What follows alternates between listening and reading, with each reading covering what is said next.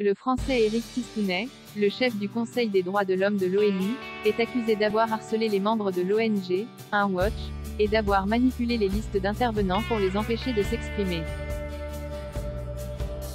Un Watch porte plainte. Le Conseil des droits de l'homme des Nations Unies, UNHRC, est né officiellement en 2006, mais il s'agit de la transformation d'une entité existante, la Commission des droits de l'homme. Cette dernière avait été créée en 1946, afin de mettre en place la trame juridique internationale qui protège nos libertés et droits fondamentaux. Si le Conseil a pris la place de la Commission, c'était pour remettre un peu d'ordre, en contrebalançant l'approche sélective qui guidait ses travaux, sa politisation, avec pour corollaire sa polarisation, et en apportant plus de transparence à la politique des droits de la personne des États candidats à devenir membres du comité. 13 Africains, 13 Asiatiques, 13 Latino-Américains, 8 Caribéens, 6 Européens de l'Est et 7 Européens de l'Ouest plus autres, notamment les USA. Il ne s'agissait pas des régions où le Conseil serait amené à enquêter, mais de celles d'où viendraient ceux qui y prennent les décisions. Ceux qui ont remarqué que les régions où se concentrent les démocraties sont défavorisées, levez la main. Vous avez gagné. En 2022, les démocraties représentent 31,9% des États membres. Parmi les autres, on peut citer l'Érythrée, la Somalie, la Libye, la Mauritanie, le Soudan, la Chine, le Pakistan, Russie, la Bolivie, Cuba, le Venezuela, le Qatar et les États arabes unis, au nombre de ceux qui partagent au mieux le souci de leur population et le respect de leurs voisins. Quis custodiatis sos custos? United Nations Watch est une organisation non gouvernementale basée à Genève, dont le mandat est de surveiller les activités des Nations Unies à l'aune de leur propre charte. Elle fait une priorité de la lutte contre l'antisémitisme et toutes les formes de racisme et de discrimination. L'ONG a été fondée en 1993 par un militant des droits civiques, Maurice B. Abraham, ancien représentant permanent des États-Unis auprès de l'ONU.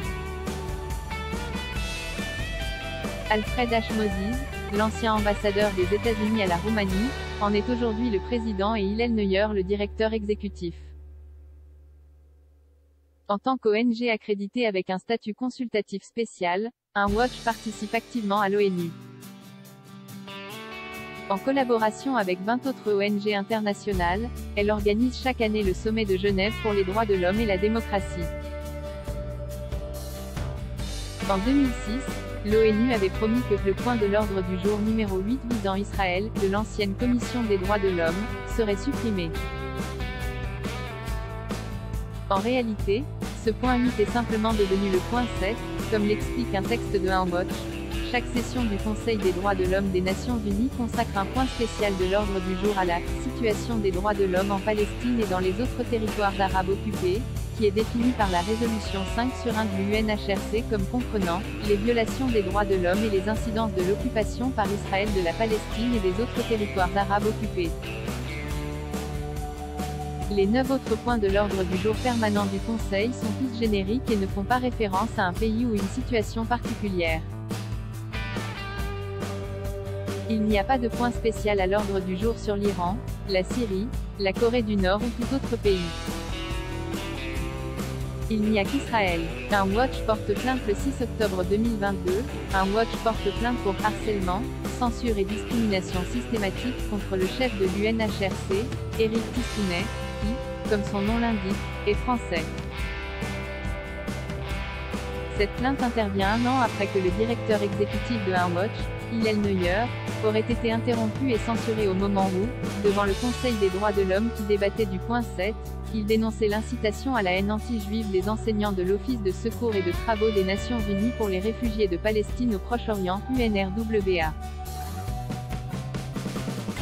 Selon la lettre motivant la plainte, une ancienne collaboratrice d'Éric Tistounet a témoigné que ce dernier a ordonné à son personnel, de manière systématique, de violer les règles de l'ONU afin d'annuler ou de marginaliser subrepticement la participation de Un Watch au débat du Conseil des droits de l'homme.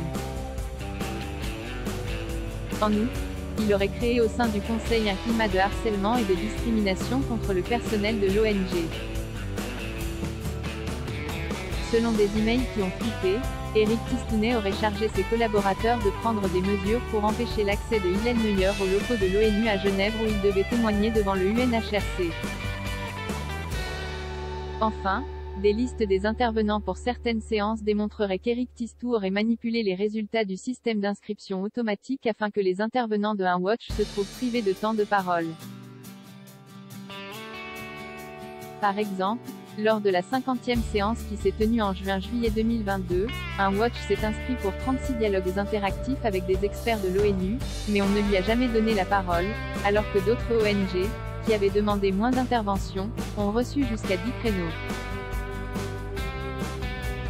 L'ONG demande donc que des mesures correctives soient prises pour que Unwatch puisse à nouveau exercer son droit de parole au Conseil des droits de l'homme de l'ONU sur un pied d'égalité avec toutes les autres ONG. Étrangement, on a beaucoup plus parlé de cette plainte contre un Français dans les médias anglophones que dans les médias français. Zora Bitan, une grande gueule made in France price, 19,90 € neuf used et new available from 19,90 €.